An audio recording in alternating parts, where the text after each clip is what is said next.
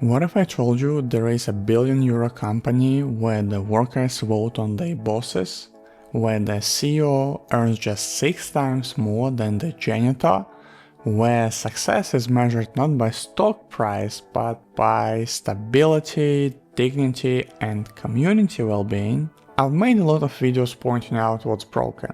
Financialization, bureaucracy, the greed of corporate short-termism, but today I wanna flip the script. Real alternatives aren't just theoretical, they're active and thriving. I'm not talking about state-run experiments like North Korea or the USSR, I mean businesses operating in the market, successfully run by the people who work there. You ready? Cooperatives, worker-owned companies, social enterprises that compete with giants and win, not by squeezing workers, but by trusting them. Let me show you how.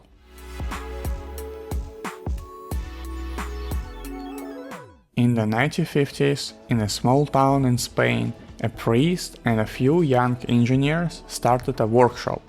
They didn't go public or bring in investors, they made the workers the owners. One person, one vote. Today it's called Mondragon Corporation, with over 80,000 worker owners. They build aerospace parts, run supermarkets, operate a bank and bring in 11 billion euros a year. And still, every worker has a say. Executives can't earn more than 6 times the lowest paid employee. When one co-op struggles, others support it. During crises, workers are moved around to avoid layoffs. Why does it work? Because people on the ground have a skin in the game. They're not just employees, they are co-owners. That means they care more, think long-term and invest emotionally in their workplace. Productivity isn't driven by fear, but by shared purpose. Layoffs are rare because they require approval from the worker assembly, not just a cost-cutting decision from the top. Accountability flows both ways. Managers answer to the workers, and workers hold each other to a higher standard. It creates a culture where responsibility is shared, and so is the success.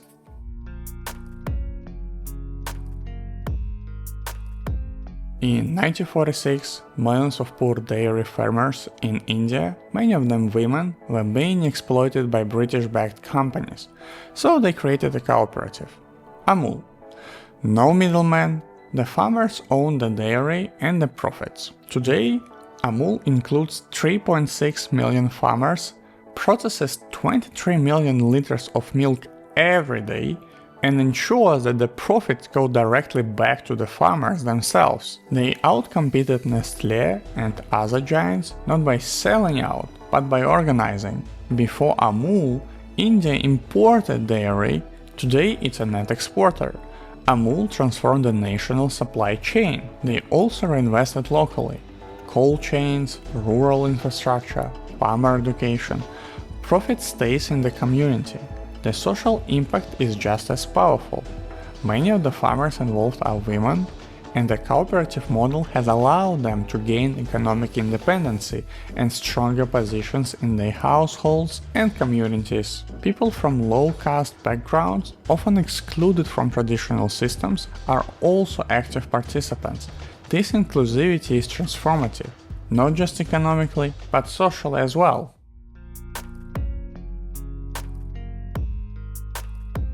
Across the US, Brazil, and the Netherlands, cooperative principles are reshaping care. In the Bronx, New York, 12 women created CHCA, now the largest worker-owned co-op in the US with over 1,600 employees. They train caregivers, pay better, and see lower turnover. Ownership means better treatment for workers and patients. When caregivers have a stake in the organization, they feel more respected, committed, and motivated. This leads to lower turnover, better continuity of care, and a strong sense of responsibility to both colleagues and clients. CHCA now operates not just in the Bronx, but also in Brooklyn and Manhattan, playing a significant role in local employment and community stability across the New York City. In Brazil, Unimed is the country's largest private healthcare system, owned by 115,000 doctors. It operates hospitals, clinics, and health insurance plans across the country, serving millions of patients. As a cooperative, its structure aligns clinical autonomy with ownership, empowering doctors to make decisions that prioritize care over profit. This alignment improves care quality, builds long-term patient trust, and reduce unnecessary bureaucracy. In the Netherlands, Buurtzorg empowers small, self-managed nursing teams to deliver patient care without traditional managerial layers.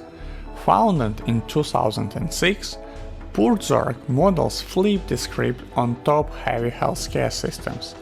Nurses make decisions collectively, manage their own schedules, and spend more time with patients. With over 10,000 nurses, Buurtzorg has achieved not only high patient satisfaction and low burnout, but also reduced administrative costs. Its success lies in simplicity, trust, and autonomy, proving that healthcare doesn't need more managers, it needs more empowered caregivers. Studies show that care homes owned by private equity firms have significantly higher mortality rates. Just think about it. These facilities are often run with profit as the primary motive, leading to cost-cutting on staffing, training, and patient services. In contrast, cooperative and public care homes typically invest more in staff well-being, training, and continuity of care. When employees are respected and supported, they deliver more compassionate and attentive service, and that means the difference between life and death for residents in some cases.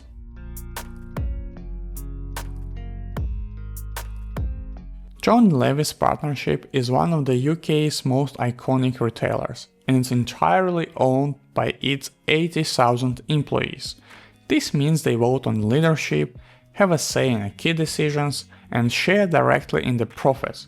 In some years, bonuses have equaled 2 months' salary, an extraordinary form of shared reward in an industry known for tight margins and high turnover. What sets John Lewis apart is its enduring commitment to fairness, transparency, and long-term thinking. While other retailers chase short-term gains and slash jobs in downturns, John Lewis emphasizes job security, internal promotion, and worker voice. Employees are called partners for a reason.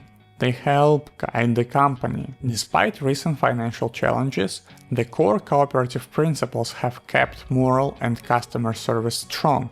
It's a living proof that even in a cutthroat sector like retail, democratic ownership can compete and persist at scale.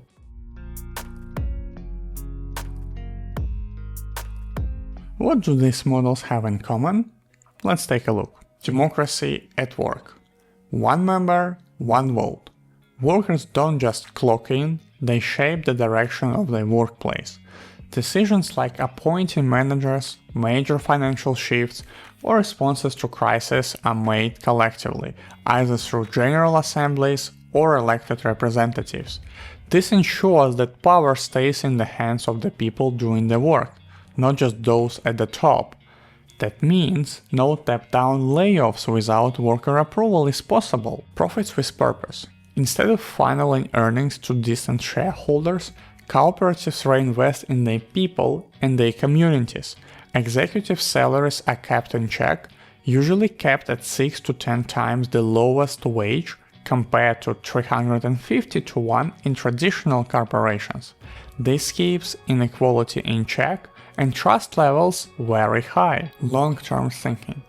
Co-ops aren't addicted to quarterly earnings reports because they're not under pressure to deliver constant growth to investors. They focus on long-term sustainability. That means protecting jobs, keeping towns alive, reducing poverty, and building social resilience over generations.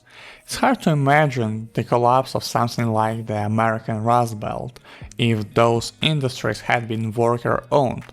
When workers have control, Decisions that hollow out communities are far less likely.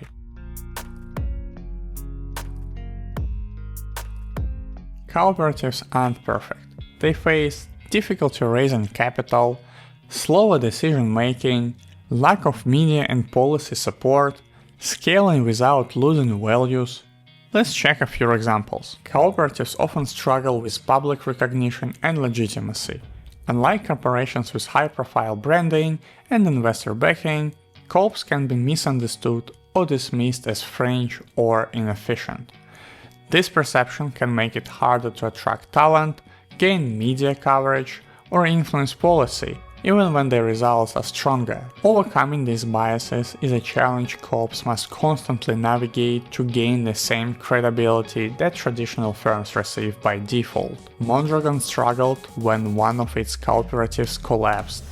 The 2013 failure of Fago, a major appliance manufacturer, tested the limits of the internal support system. Though Mondragon managed to retrain and reassign many affected workers, the event exposed how even strong solidarity mechanisms can face serious strain when a large unit goes down. CHCA relies on public funding. This support allows them to provide better training, pay fair wages, and maintain care quality, especially for low-income clients. While the financial dependency can pose a challenge, especially when funding is uncertain or politicized, it also underscores a unique tension for co-ops: how to balance social missions with financial resilience in markets that often reward profit above all else. It highlights the importance of public policy that actively supports cooperatives and values care outcomes over cost cutting.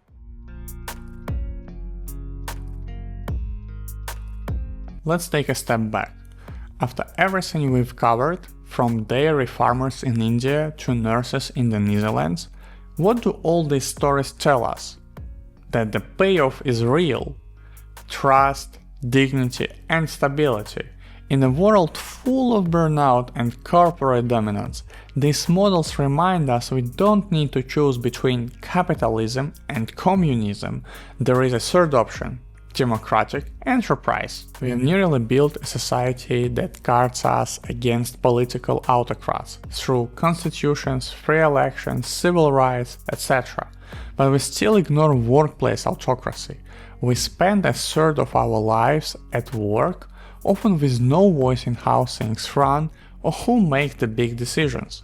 Maybe it's time to rethink that. These ideas are not utopian. They exist, they thrive, they offer a real path forward. Next time someone asks, okay, what is the alternative? Feel free to share this video. We might not tear capitalism down. And maybe we don't have to, but we can try to evolve it. Smarter, fairer, more democratic, in tune with the people who keep it running. If you enjoyed this, consider liking and subscribing. And remember, curiosity killed the cat, but satisfaction brought it back. See you next time.